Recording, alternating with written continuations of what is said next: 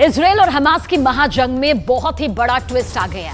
Qatar में छिपे बैठे हमास के चीफ इस्माइल हानिया ने वहां से सीधा पाकिस्तान को याद किया।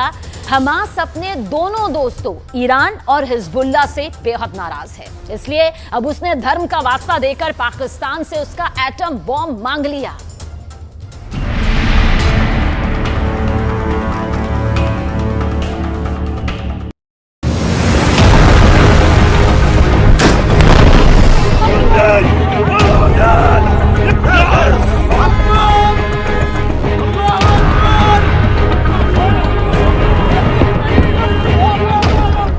इजराइल में घुसकर 1200 लोगों को मौत के घाट उतारने वाले हमास ने मदद मांगी है।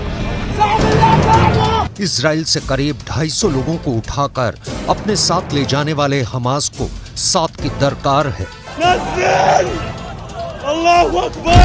इजराइल में घुसकर दिन दहाड़े बीच सड़क पर सरेआम हत्या करने वाले हमास को उसके लिए इजराइल से लड़ने वाला एक दोस्त चाहिए। हमास ने सीधे सीधे मदद मांग भी ली है पाकिस्तान से।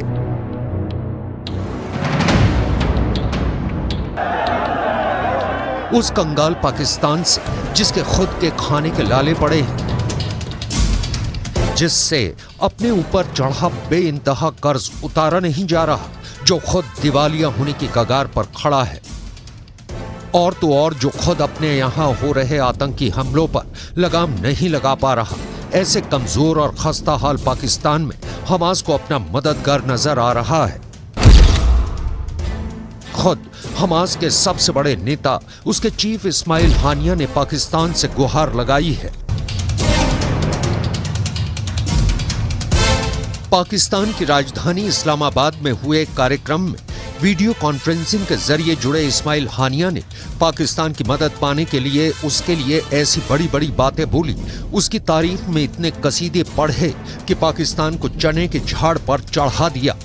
हानिया ने कहा कि पाकिस्तान एक बहादुर और ताकतवर देश है, वो मुजाहिदीनों यानी जिहाद करने वालों की जमीन है, मगर इसके बाद तो हद ही हो गई। हानिया ने कह दिया कि अगर पाकिस्तान इजराइल के सामने खड़ा हो जाए तो इजराइल की इतनी हिम्मत नहीं कि वो गाजा पर हमले करता रहे। पाकिस्तान की धमकी के आगे इजराइल अपने घुटने टेक देगा। हमास की इस मदद की अपील ने पूरी दुनिया को हैरान कर दिया है। सवाल उठ रहा है कि हमास को मदद मांगने के लिए कोई और देश नहीं मिला। पाकिस्तान में उसे ऐसा क्या दिख गया?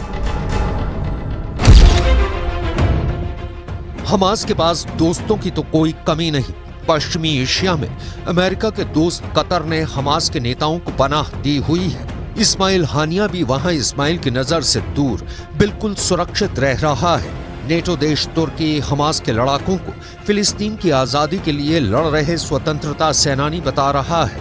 हमास के सर पर ईरान हाथ रखकर बैठा है। उसे ईरान से हथियार, पैसा और ट्रेनिंग सब कुछ मिलता है। रूस की भी हमास के साथ पक्की दोस्ती और पूरी हमदर्दी है। ऐसे में जब इतने ताकतवर देश हमास के साथ हैं, तो फिर क्या मजबूरी हो गई कि हमास को पाकिस्तान से मदद मांगनी पड़ी?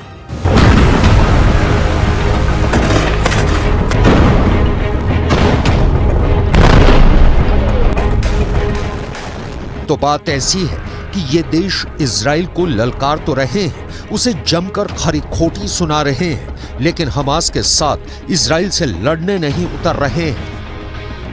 और हमास को इस वक्त जंग के मैदान में उसके साथ लड़ने वाले एक साथी की जरूरत है। इसलिए हमास गुस्से में है। पिछले महीने यह खबर आई थी कि हमास, ईरान और हिजबुल्ला अपने दोनों साथियों से नाराज है, क्योंकि प्लान यह था कि सबसे पहले हमास इजराइल पर हमला करेगा, जो कि उसने 7 अक्टूबर को किया भी। प्लान के तहत हमास के लड़ाकों ने कैलेंडर में तारीख बदलते ही 7 अक्टूबर को इजराइल पर अब तक का सबसे भयानक आतंकी हमला कर दिया। इसके बाद बारी थी हिजबुल्ला और ईरान के मैदान में उतरने की। इजराइल के उत्तर में मौजूद लेबनान से हिजबुल्ला को इजराइल पर धावा बोलना था। वहीं मीलों दूर पूर्व में बैठे ईरान को इजराइल के खिलाफ अपनी पहली और आखिरी जंग छेड़नी थी। यानी इजराइल को उसके पूर्व दक्षिण और उत्तर में एक साथ घेरने की पूरी तैयारी, ताकि इजराइल पर 3 दिशाओं से हमला करके उसे सर उठाने का मौका ही ना दिया जाए। इजराइल हमास को जवाब देने के लिए खड़ा हो तो हिजबुल्लाह उस पर टूट पड़े। इजराइल हिजबुल्लाह से भिड़ने की तैयारी करे तो ईरान उस पर बम गिरा दे।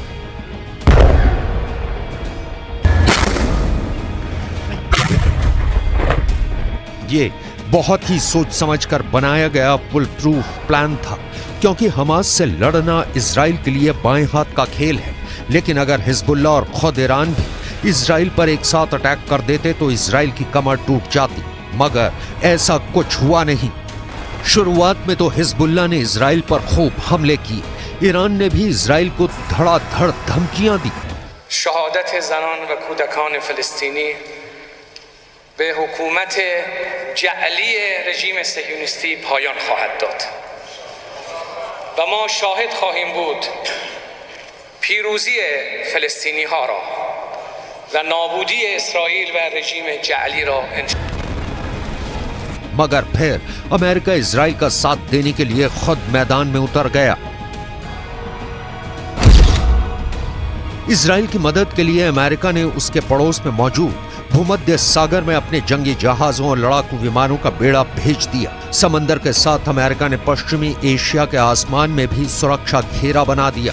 उसके F-16 जैसे 2400 किलोमीटर प्रति घंटा की रफ्तार से उड़ने वाले ताकतवर लड़ाकू विमान पश्चिम एशिया पहुंच गए और अमेरिका के थाड और पैट्रियट जैसे मिसाइल डिफेंस सिस्टम भी पश्चिम एशिया में तैनात कर दिए गए। हमास, हिजबुल्लाह और ईरान को यह अंदाजा नहीं था कि इजराइल को बचाने के लिए अमेरिका सीधे सीधे उसकी ढाल बन जाएगा। अमेरिका का आक्रामक रवैया देखकर वो तीनों हिल गए। इसलिए अमेरिका को पश्चिम एशिया से भगाने के लिए ईरान ने अपने समर्थन वाले लड़ाकों से इराक और सीरिया में मौजूद अमेरिका के सैनिकों पर हमले करवाए।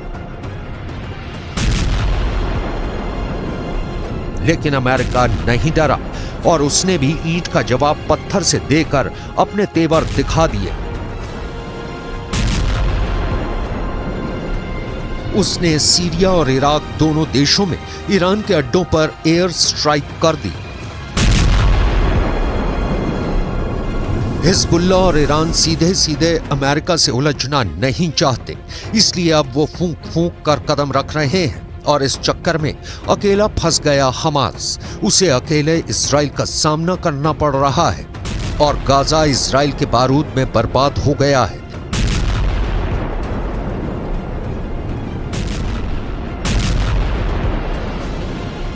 इसलिए हमास पाकिस्तान को मक्खन लगाकर अपना उल्लू सीधा करना चाहता है। लेकिन पाकिस्तान हमास की क्या मदद कर सकता है? तो पाकिस्तान के पास हथियारों की कमी नहीं, वो यूक्रेन को भी रूस से लड़ने के लिए हथियार और गोला बारूद दे रहा है। और सबसे बड़ी बात ये कि पाकिस्तान के पास परमाणु बम है।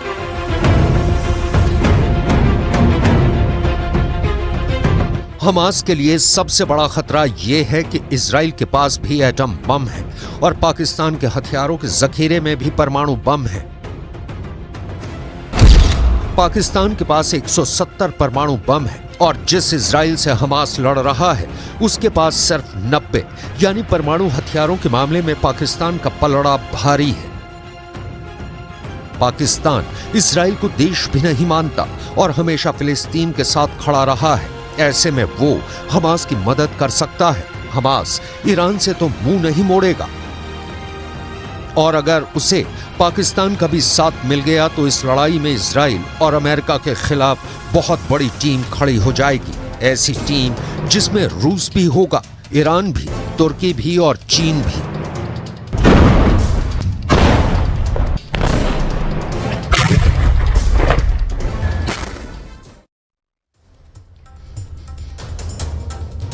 हमास का टॉप लीडर इस्माइल हानिया इस वक्त आखिर है कहां? किसी को कुछ नहीं पता। इजराइल की खुफिया एजेंसी इस्माइल हानिया की तलाश में बेहद तेजी के साथ जुटी है। हानिया के कई ठिकानों पर इजरायली डिफेंस फोर्स ने बॉम्ब तक बरसाए, लेकिन हानिया की जानकारी अब तक किसी को नहीं मिल पा रही। दूसरी तरफ हमास के दूसरे नेता याह्या सिनवार की तलाश में खान यूनिस पर IDF हमला कर रहा है, लेकिन अब तक सिनवार भी पकड़ा या फिर मारा नहीं जा सका। हमास के इन दोनों नेताओं की गिरफ्तारी इजराइल के टारगेट में टॉप पर मौजूद है। इजराइल इस वक्त गाजा में हमले पर हमला कर रहा है। सुरंगों को नष्ट कर इजराइल का मकसद है हमास के अंतिम आतंकवादी तक को खत्म कर देना। तो इजराइल वॉर ब्रेकिंग के जरिए आपको बता रहे हैं कि किस तरह से इजराइल को इस्माइल हानिया की बेहद तेजी के साथ तलाश है। हमास का टॉप लीडर है इस्माइल हानिया, जिसकी तलाश जगह जगह की जा रही है। महाजंग कितने खतरनाक मोड़ पर मुड़ा और उसके बाद याह्या सिनवार की तलाश भी यहां पर जारी है। वो ढेर हुआ या नहीं, कहां छुपा बैठा है, ये वो आतंकी हैं जिनकी तलाश में दिन रात एक कर दिया गया है।